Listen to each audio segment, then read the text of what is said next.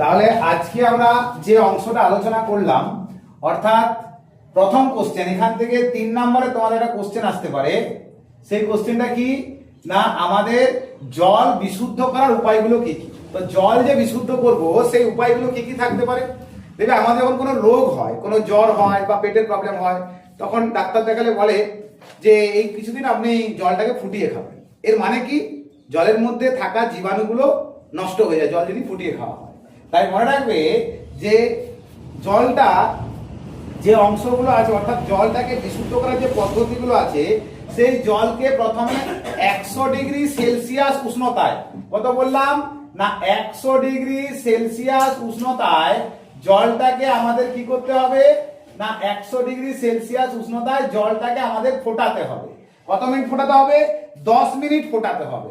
তাহলে আমাদের পরবর্তী যে অংশটা আমি বললাম, অর্থাৎ জলকে 100 ডিগ্রি সেলসিয়াস উষ্ণতায় ফোটাতে হবে কত মিনিট? 100 ডিগ্রি সেলসিয়াস উষ্ণতায় ফোটাতে হবে 10 মিনিট। তাহলে এটা গেল একটা জল বিশুদ্ধ করার পদ্ধতি। অর্থাৎ আমরা যেটা এখন বলছি যে জলটাকে বিশুদ্ধ করার যে পদ্ধতি আছে, জল বিশুদ্ধ করার পদ্ধতি। তো এই যে জল বিশুদ্ধ করার পদ্ধতি, তাহলে 1 নম্বর পদ্ধতি আমি পেলাম যে 100 ডিগ্রি সেলসিয়াস উষ্ণতায় জলটাকে 10 মিনিট ধরে ফোটাবো, তাহলে জলের মধ্যে থাকা জীবাণুগুলো নষ্ট হয়ে যাবে।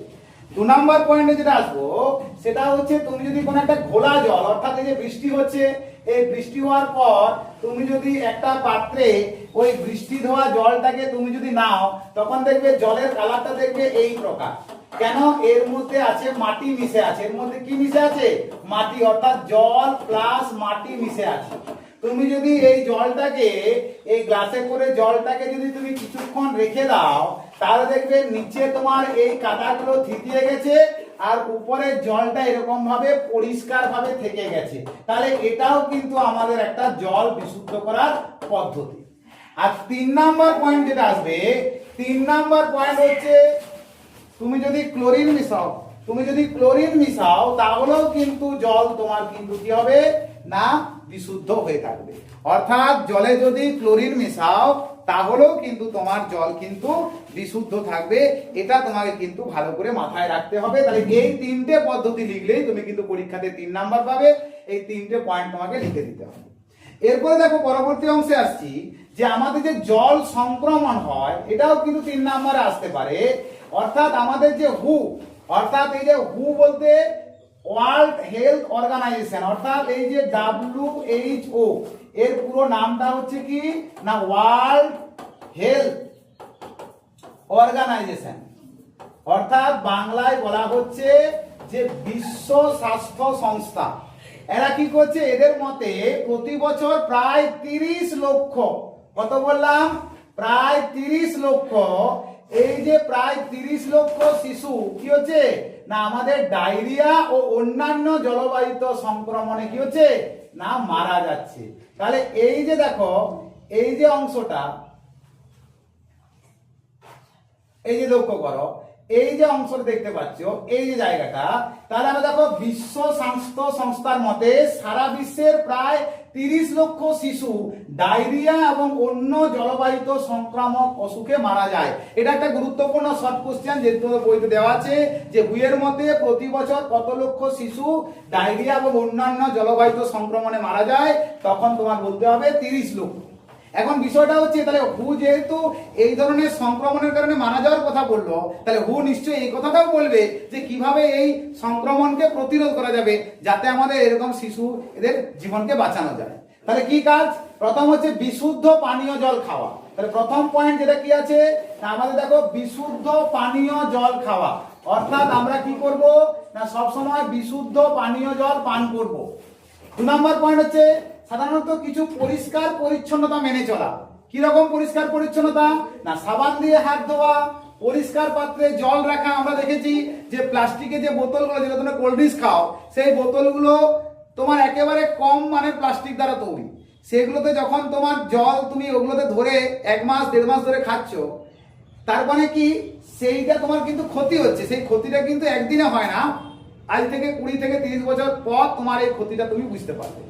আবার সবথেকে বড় আরো যেটা ভুল কাজ, অনেকে আমার ওই বোতলগুলোকে সাবান দিয়ে, লেবু দিয়ে, কাগজ দিয়ে এরকম করে ধুয়ে আর এই ভিতরে ঢুকিয়ে এরকম করে নাড়তে থাকে, তাহলে কি হয়, ভিতরে জমে থাকা বোতলের ময়লাগুলো সেগুলো কি হয় না পড়ে যায়, মানে বেরিয়ে চলে আসে, বোতলটা পরিষ্কার দেখায়। কিন্তু এই যে বোতলটা পরিষ্কার দেখালে এটা কিন্তু ক্ষতি আরো মারাত্মক, তাই সবসময় ব্যবহার করবে ওই বোতলগুলোকে ব্যবহার না করা।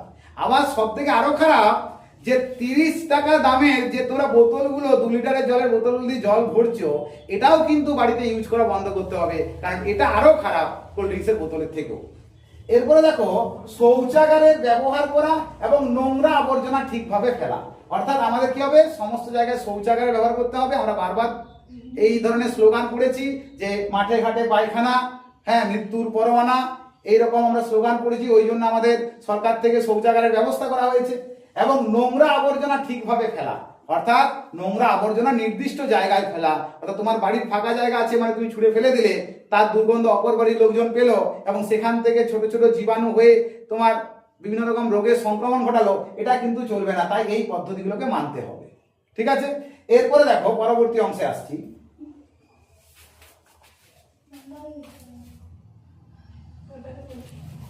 এরপর দেখো পরবর্তী অংশে আসছি, তোমাদের মিনামাটা রোগ কি, এটা খুব গুরুত্বপূর্ণ কোশ্চেন। মিনামাটা অর্থাৎ এই যে মিনামাটা রোগের গল্পটা বলছি, তোমাদের বইতে উল্লেখ আছে এখানে। তো মিনামাটা রোগটা কি? মিনামাটা রোগটা হচ্ছে না, আমরা দেখবে যে মাছ আছে না, এই ধরো মাছ আছে, এই যে মাছটা, এটা কি মাছ? এটা কিন্তু কাতলা মাছ নয়, ম্যাক্সিমাম এটা সামুদ্রিক মাছ। সেটা পমফ্রেট হতে পারে। পমফ্রেটের চেহারাটা হচ্ছে কেমন, এইরকম টাইপের, চাঁদা টাইপের, এইরকম। আমরা অনেক সময় চাঁদা মাছও বলে থাকি। এটা হচ্ছে পমফ্রেট, হয়েছে? তো এই পমফ্রেট যা 600-700 টাকা কেজি, ঠিক আছে। ইলিশ খাচ্ছ 1200-1500 টাকা কেজি, খেতে ভালো, হ্যাঁ গন্ধও ভালো, সবই ঠিক আছে। কিন্তু এই মাছগুলো থেকেই আমাদের কিন্তু মিনামাটা রোগটা হবে। বলি স্যার কি করে?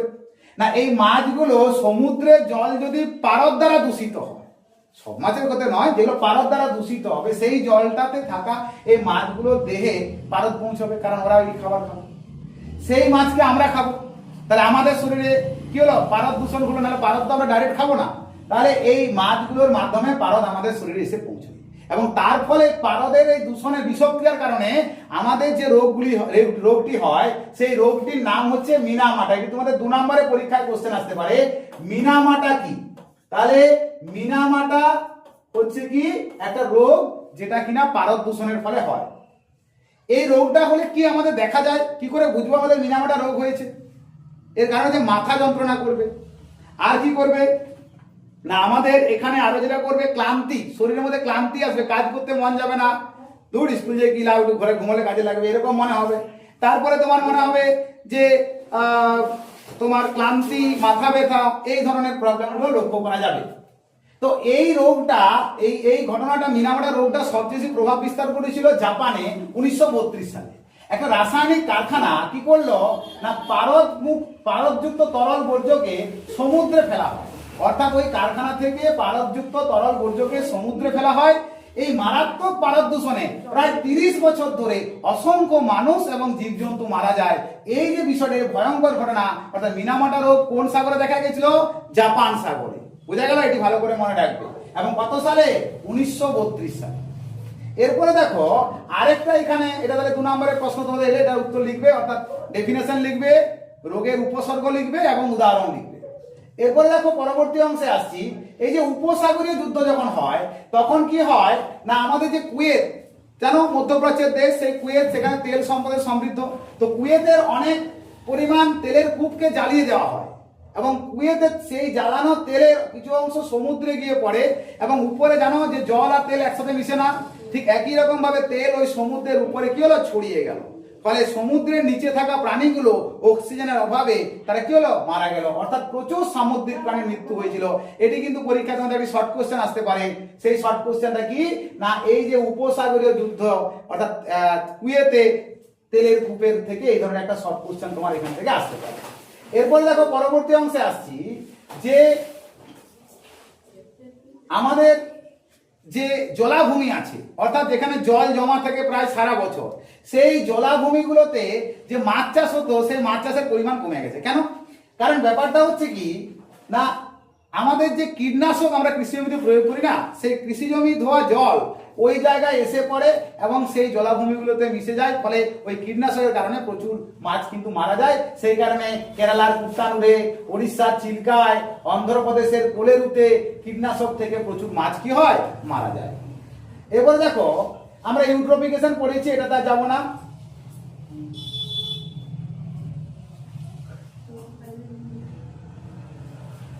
এরপর দেখো এই জায়গা থেকে আমাদের কিছু জিনিসকে জানতে হবে, সেটা হচ্ছে কি না, আমাদের এই জায়গাটা লক্ষ্য করো, আমাদের যে জলবায়ুতে বিভিন্ন রোগগুলো হয় সেই রোগগুলো সম্পর্কে আমরা জানবো। দেখো রোগগুলো কি কি হয় না, দেখো প্রথমেই লক্ষ্য করো যে আমরা যখন মাটি থেকে জল তুলি না, তখন মাটি যদি অনেক গভীর থেকে জল তুলি তাহলে জলের সাথে অনেক সময় আর্সেনিক মিশ্রিত থাকে। এই আর্সেনিক মিশ্রিত জল যখন আমরা পান করি তখন আমাদের শরীরে দীর্ঘ সময় পর পায়ের তালুতে, মানে পায়ের পাতায়, হাতের তালু, পায়ের পাতায়, মূলত পায়ের পাতাতেই একটা কালো কালো ছোপ ছোপ দাগ দেখা যায়। এই কালো কালো ছোপ ছোপ দাগগুলো যেহেতু পায়ের পাতায় লক্ষ্য করা যায়, ওই জন্য এই রোগটার নাম হচ্ছে ব্ল্যাকফুট। কি বললাম? Blackfoot disease. এই ব্ল্যাকফুট রোগটা তাহলে কিসের কারণে হয় না, আমাদের আর্সেনিকের কারণে হয়। ঠিক আছে, এই ব্ল্যাকফুট রোগটা, এই আর্সেনিক মিশ্রিত জল পশ্চিমবঙ্গের কোন কোন জেলায় বেশি পাওয়া যায়? মনে রাখবে, মালদা, নদিয়া, হাওড়া, হুগলি, বর্ধমান, উত্তর ও দক্ষিণ চব্বিশ পরগনায় এই ধরনের বিষয়টা বেশি লক্ষ্য করা যায়। আর কি মনে রাখবে যে আমাদের ইতাই রোগটা কিসের কারণে, কোন দূষণের কারণে হয় না, ক্যাডমিয়াম। এগুলিকে মুখস্থ রাখবে। ফ্লোরোসিস রোগটা কিসের কারণে হয় না, ফ্লোরাইড দূষণের কারণে হয়। এবং এই ফ্লোরোসিস রোগ হলে আমাদের কিসের সমস্যা দেখা যায়, উপসর্গ কি মনে রাখবে যে হাড় ও দাঁতের সমস্যা, এগুলো লক্ষ্য করা যায়। আর মিনামাটা তো বললাম যে পারদ দূষণের ফলে হয়, তাহলে এটা মনে রাখবে। তবে একটা কথা মনে রাখবে, জলে আর্সেনিক থাকলেই যে জলটা দূষিত তা নয়, বা সেটা ক্ষতিকর প্রভাব ফেলবে তা নয়। মনে রাখবে যে আর্সেনিক কতটা পরিমাণ জলে থাকতে পারে তার জন্য তোমাদের একটা মান আছে, অর্থাৎ প্রতি লিটার জলে এত পরিমাণ আর্সেনিক থাকলে শরীরে কোনো ক্ষতি হবে না, তাকে বলা হয় অনুমোদিত মাত্রা, যেটা থাকলে ক্ষতি হবে না। তো অনুমোদিত মাত্রার মান কত? এই যে মনে রাখবে, পানীয় জলে আর্সেনিকের অনুমোদিত মাত্রা কত? মনে রাখবে 0.05 মিলিগ্রাম পার লিটার। এবং মনে রাখবে যে সিসার অনুমোদিত, অর্থাৎ পানীয় জলে যে সিসা আছে সেই সিসার অনুমোদিত মাত্রা কত? সেটা হচ্ছে 0.1 মিলিগ্রাম পার লিটার। এগুলোকে মনে রাখবে। আর কি মনে রাখবে যে আমাদের ফুসফুসে জ্বালা হয় কিসের কারণে? সেটা হচ্ছে NO2। NO2 আবার কি? Nitrogen dioxide. এখানে সবাই ভুল করে। NO2 আর N2O দুটোর মধ্যে আকাশ পাতাল তফাৎ আছে। N2O নাইট্রাস অক্সাইড, যেটা আমরা লাফিং গ্যাস বলছি। NO2 সেটা হচ্ছে কি নাইট্রোজেন ডাইঅক্সাইডের কারণে ফুসফুসে জ্বালা হয়। আর মনে রাখবে আমাদের যে অ্যাসিড বৃষ্টি হয় সেটা কিসের কারণে হয়? সেটা মনে রাখবে SO2, অর্থাৎ সালফার ডাইঅক্সাইড। সালফার ডাইঅক্সাইডের কারণে SO2 হয়। এটা কি করে হয় না, আমাদের যে অনবরত কলকারখানার যে লাল ধোঁয়া উপর দিকে উঠছে সেটা কিন্তু বাতাসে এই সালফার ডাইঅক্সাইডের পরিমাণটাকে বাড়াচ্ছে এবং তার কারণে আমাদের কিন্তু অ্যাসিড বৃষ্টি লক্ষ্য করা যাচ্ছে। আর একটা কথা মনে রাখবে, বিওডির পুরো নাম হচ্ছে বায়োলজিক্যাল অক্সিজেন ডিমান্ড, আর সিওডির পুরো নাম মনে রাখবে কেমিক্যাল অক্সিজেন ডিমান্ড। তাহলে এগুলো ভালো করে মনে রাখবে। আর কি মনে রাখবে? আর এখানে কিছু মনে রাখার নেই, লাস্ট অংশে চলে আসছি। এখান থেকে মনে রাখতে হবে তোমাদের এই অংশটা। দেখো, পৃথিবীর মোট 100 ভাগ জলে 97 ভাগ জলে হচ্ছে সমুদ্রে নোনাল জল, অর্থাৎ লবণাক্ত জল, যেটা সাগর মহাসাগরে রয়েছে। বাকি যে 3% আছে সেটা হচ্ছে স্বাদু জল বা মিষ্টি জল বা সুপেয় জল।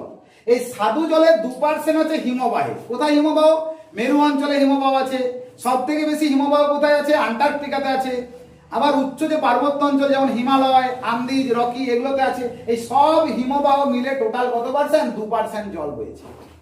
এটা কি জল? মিষ্টি জল। আর 1% জল যেটা বিভিন্ন নদী, পুকুর, খাল, বিলে আছে, সেটার পরিমাণ কত? 1%। তাহলে এই পরিমাণটাকে ভালো করে মুখস্থ রাখবে। তাহলে তোমাদের টোটাল অংশটা হয়ে গেল। আর একটা মনে রাখবে যে একজন সুস্থ মানুষের প্রতিদিন কত লিটার পানীয় জল দরকার? মনে রাখবে বিশুদ্ধ পানীয় জল দরকার 20 লিটার। এটা কিন্তু দরকার, মানে এটা হচ্ছে মান।